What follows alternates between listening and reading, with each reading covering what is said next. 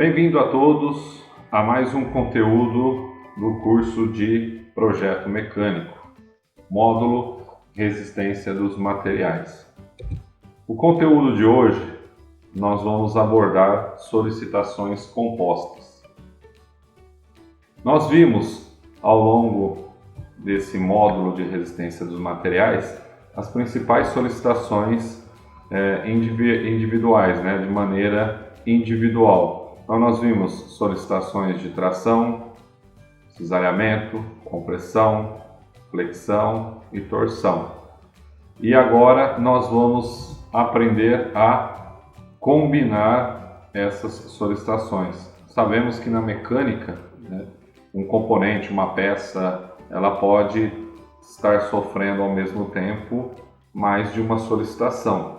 Então nós aprendemos de forma individual, como calcular cada tipo de solicitação, e agora nós vamos então aprender a fazer a combinação dessas solicitações. Então, primeiramente nós vamos ver os tipos de combinações que a gente pode encontrar dentro de uma peça, e depois nós vamos fazer alguns exemplos e atividades. Então ela fala assim aqui: uma peça ela pode sofrer frequentemente diferentes tipos de solicitações. Então, o que acontece? Nós podemos ter uma peça que ela pode sofrer tensões de naturezas tangenciais e, ao mesmo tempo, também solicitações de naturezas normais ou solicitações de mesma natureza. No caso, esse primeiro exemplo ele vem falar muito das tensões normais. Então nós temos aqui uma peça que ela está sofrendo uma tração, então uma carga P, tentando esticar, alongar esta peça, e ao mesmo tempo ele tem uma carga numa certa distância do seu apoio, no caso aqui do engastamento, no consigo de engastamento, causando assim então essa carga nessa distância, uma flexão, tentando fletir a peça. Então a peça está sofrendo um alongamento, através da tração, e também uma flexão. Quando as tensões são normais, basicamente nós aplicamos a soma das tensões atuantes. Então a tensão combinada é igual a tensão de tração mais a tensão de flexão. Portanto, para tensão de tração nós temos a formulinha básica, que é força sobre área. E para a tensão de flexão, nós temos momento fletor sobre o módulo de resistência à flexão. Lembrando que para dimensionamento, a tensão atuante ela está sempre, ou ela tem que estar sempre menor ou igual à tensão admissível. No caso, a tensão admissível à flexão. Um segundo exemplo, que é uma tensão tangencial, que são combinações de tensões tangenciais. No caso, a gente conhece apenas as duas solicitações de natureza tangenciais, que é o cisalhamento e a torção. Então imagine uma peça também encastada, no qual ela está tendo uma solicitação de torção em torno do seu eixo, e perto do seu apoio, no caso aqui do engastamento, ele está sofrendo uma força que tende a querer rasgar essa seção. Então nós temos duas solicitações de natureza tangencial. Da mesma forma das tensões normais, aqui também nós temos a soma das tensões. Então nós vamos somar a tensão de torção com a tensão de cisalhamento. Lembrando sempre, como nós já vimos anteriormente, momento torsor sobre módulo de resistência à torção, para a gente calcular a tensão ao cisalhamento por torção. E força sobre área, a tensão ao cisalhamento cortante. Lembrando também sempre que a tensão atuante ela tem que estar sempre menor ou igual à tensão admissível. No caso, aqui a tensão admissível à torção. Agora, quando as solicitações compostas são de naturezas diferentes, No caso, nós temos um duplo estado de tensão. de tensões normais e tensões tangenciais. E como nós calculamos isso? Através da tensão ideal. Então, nesse caso, a gente não soma as tensões, né, porque elas não são da mesma natureza.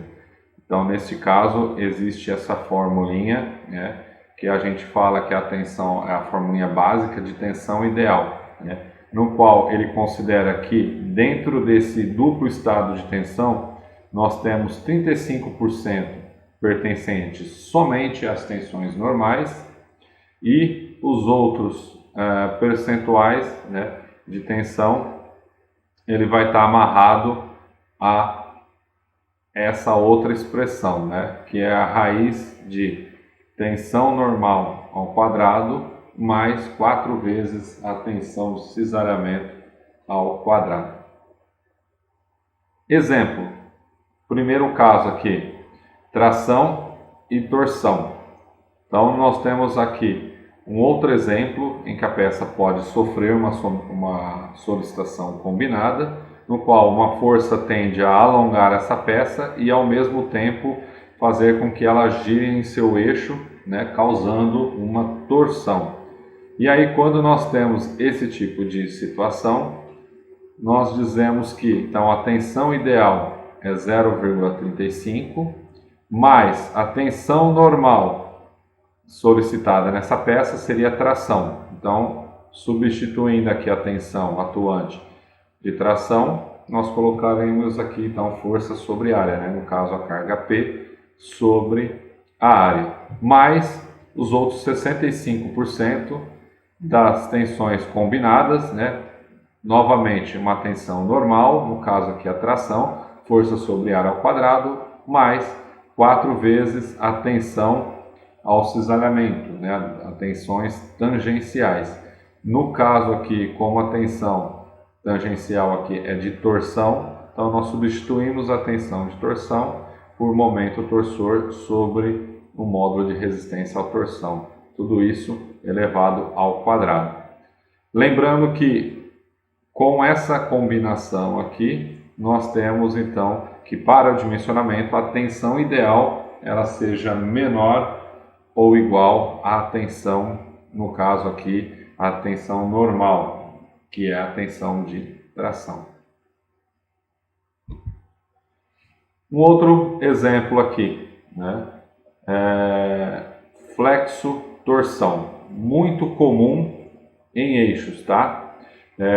Pois nós temos um eixo que trabalha no sentido de movimentação, liberdade para rotacionar em seu eixo e também devido às peças, né, componentes montados sobre ela, exercendo forças, né, cargas que tendem a causá-la uma certa flecha, né, uma certa flexão nesse componente do eixo. Então, neste caso, também pertencente às tensões combinadas de duplo estado de tensão. Então, nós temos que, para este caso, a tensão ideal seria 0,35 vezes a tensão de flexão, que é dada pelo módulo de flexão sobre o momento fletor sobre o módulo de resistência à flexão, mais os 65% restante do estado duplo de tensão, né? No caso aqui, tensão de flexão ao quadrado, que seria substituída aqui por momento fletor sobre o módulo de resistência à flexão, e mais 4 vezes o módulo de resistência à torção, né? No caso, a tensão de torção, que seria dada por momento torsor sobre o módulo de resistência à torção. Tudo isso elevado ao quadrado dentro de uma raiz. Lembrando que, para a tensão ideal, a tensão atuante tem que ser menor ou igual à tensão admissível. No caso aqui, a de flexão.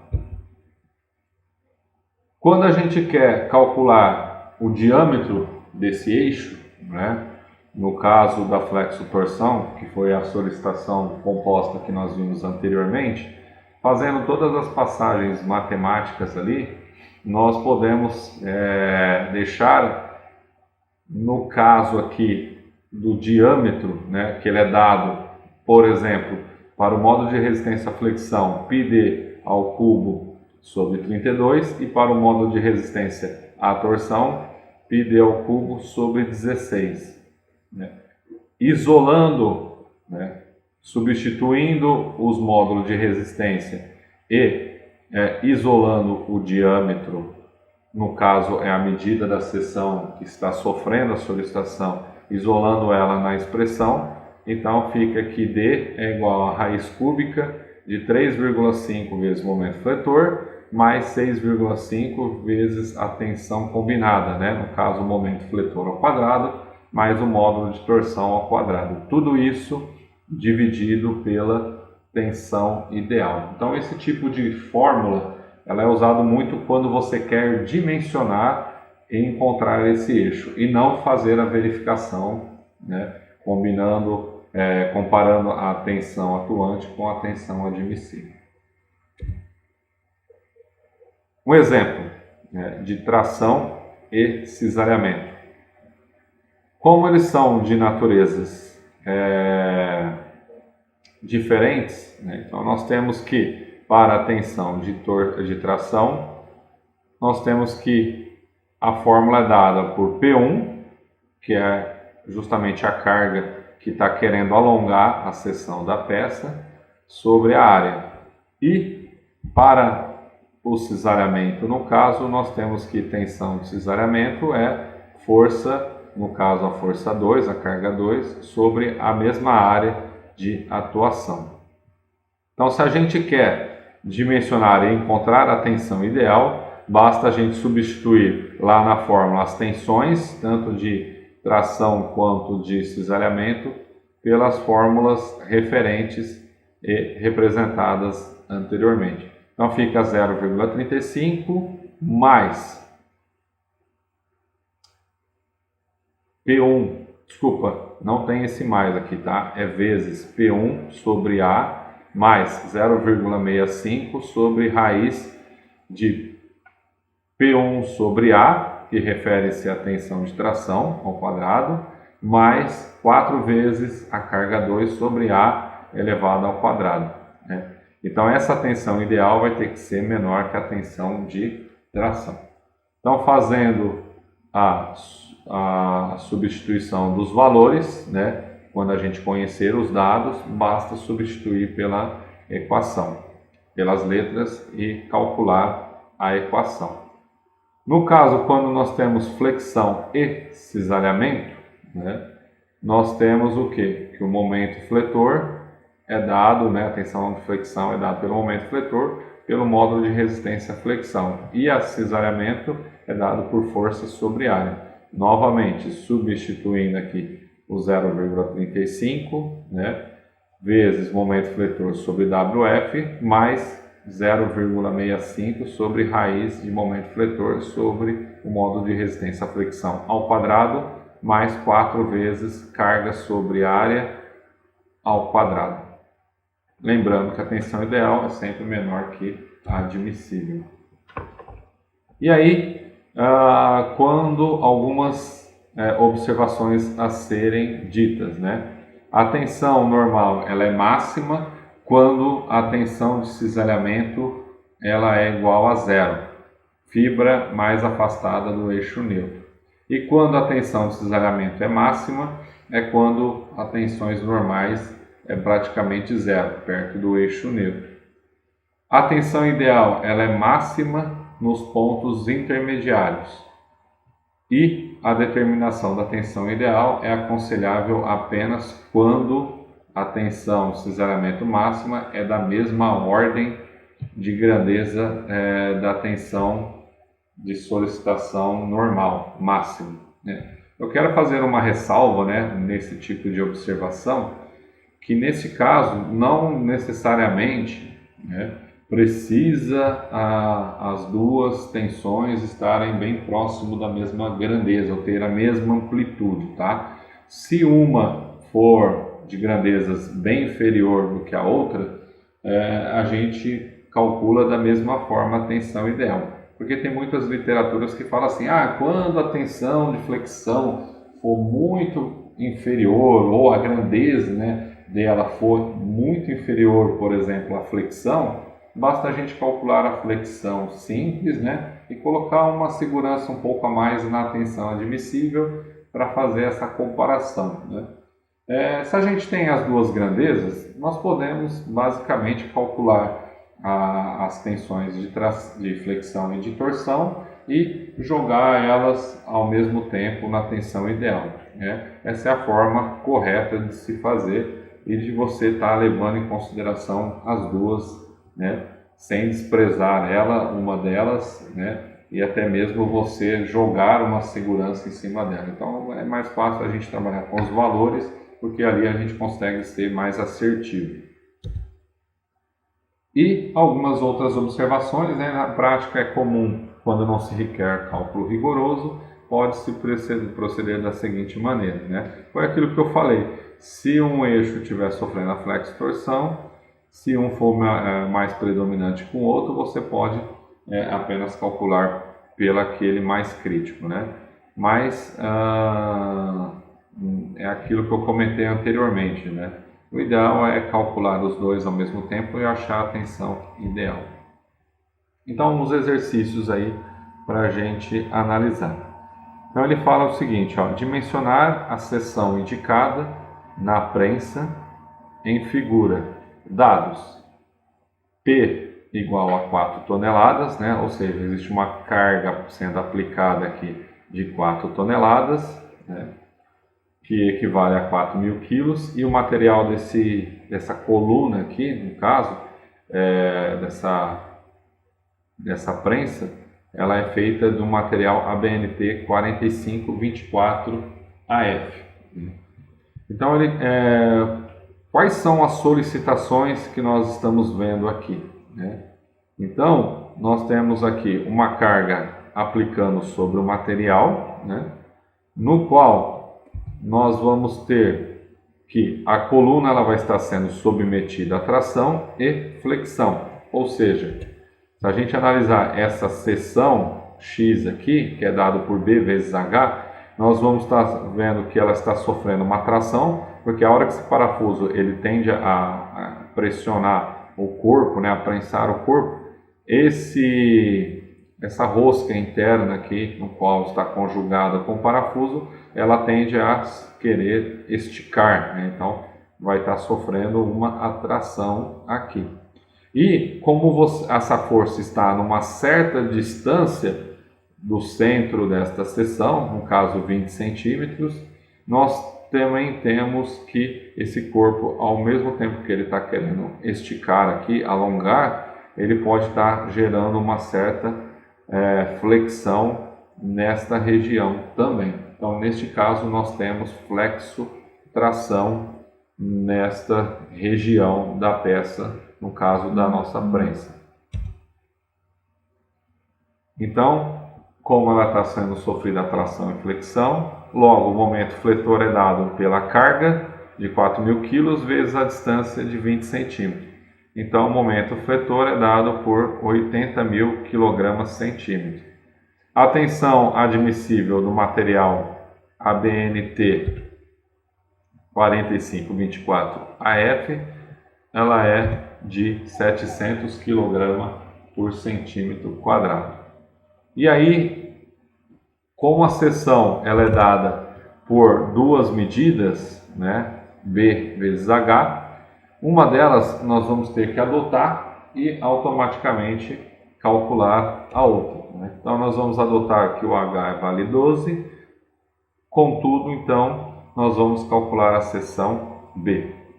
Lembrando que tração e flexão pertencem às tensões normais, logo basta a gente calcular a tensão atuante combinada, né, somando as duas, tração e flexão.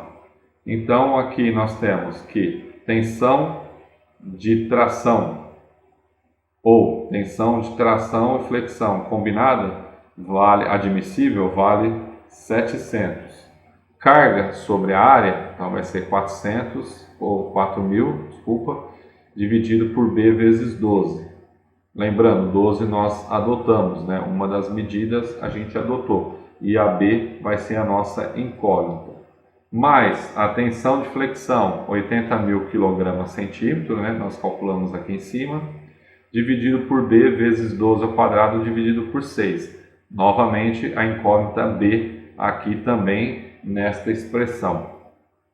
Isolando B, né? Basta a gente colocar a tensão de 700 em ambas as expressões. Então, fazendo esse cálculo aqui, logo nós vamos calcular que o B vale 5,3. Então, essa medida de 5,3 seria o suficiente para atender a esse esforço combinado de tração e flexão, né, dentro desse material com tensão admissível de 700 kg/cm². Então, neste caso aqui, nós encontramos que a tensão foi de 700 e a medida consequente calculada foi de 5,3 centímetros. Vamos só mais este outro exemplo aqui, né? Neste caso, essa barra está sofrendo uma flexão, né? E também uma torção desta barra. E o exercício pede para a gente calcular, portanto, a seção HH, ou seja, nós estamos pressupondo que essa seção seja quadrada, né? Seja de geometria quadrada e os lados são iguais. Então nós vamos calcular a seção HH dessa barra, sabendo que o material utilizado é uma BNT 1030 e que o carregamento dele é o carregamento 2. O que seria o carregamento 2, né?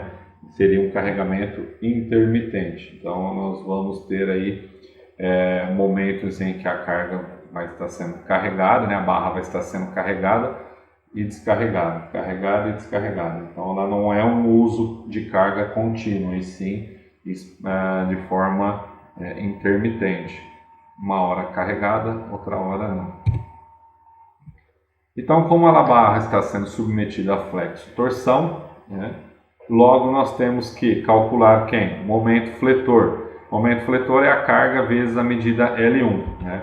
Então, onde que está a flexão aqui? Seria a carga vezes a medida L1. Então, essa barra ela tende a fletir nesta região aqui. E depois, nós temos um momento torsor, que é dado por P vezes o L2. Essa carga, como ela não está na mesma seção da solicitação aplicada, né, essa carga ela está fazendo o quê? Ela está querendo girar essa barra também, então causando uma torção nesta seção. Então o momento torsor vai ser 50 vezes 8, que vai dar 400 kg/cm. E aqui também o momento fletor 50 vezes 20, 1000 kg/cm. Vale ressaltar que as grandezas são muito próximas, né? Quando eu disse anteriormente lá nas observações de grandezas muito discrepante, né? Seria algo de que, imagina que se aqui tivesse dado uma flexão de 1000 kg/cm e a de torção tivesse dado, ao invés de 440 kg/cm. Mesmo sabendo que a torção é muito inferior à tensão de flexão, né? Mesmo assim é interessante a gente calcular considerando as duas, né? O efeito combinado do duplo estado de tensão. Lembrando que agora o modo de resistência à flexão e torção, as formas são diferentes, né? E no caso, como a seção é quadrada, então para flexão fica H ao cubo sobre 6 e para modo de resistência à torção fica 0,208 vezes H3, né? Para quem quer consultar essas seções, basta a gente voltar ao conteúdo ali de flexão e de torção, no qual nós vimos os principais módulos de resistência sendo explicados, né? Nós temos uma tabelinha com vários tipos de geometria. E a tensão admissível para esse caso aqui, do ABNT 1030, seria 950 kg/cm².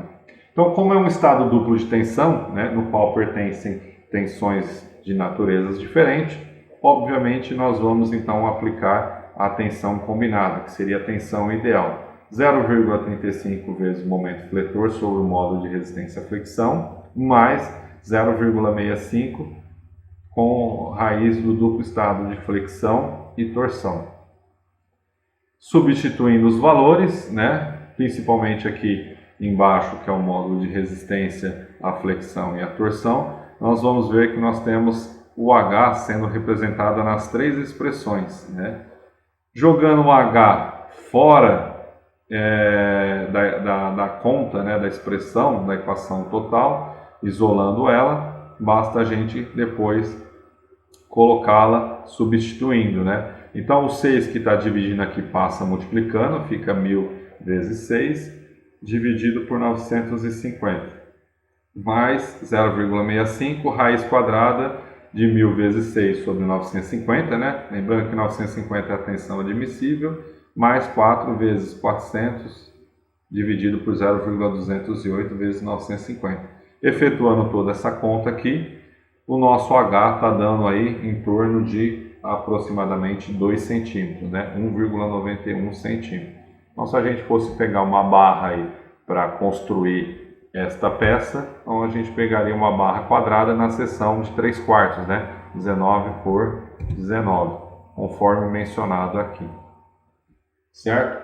Então, nós dimensionamos com o estado duplo de tensão. Espero que esse conteúdo teórico aqui ajude na hora da gente resolver os exercícios, e numa próxima videoaula, né, para não ficar muito extenso, a gente vai ver as demais exemplos e também realizar alguns exercícios, né? Até o próximo vídeo. Valeu!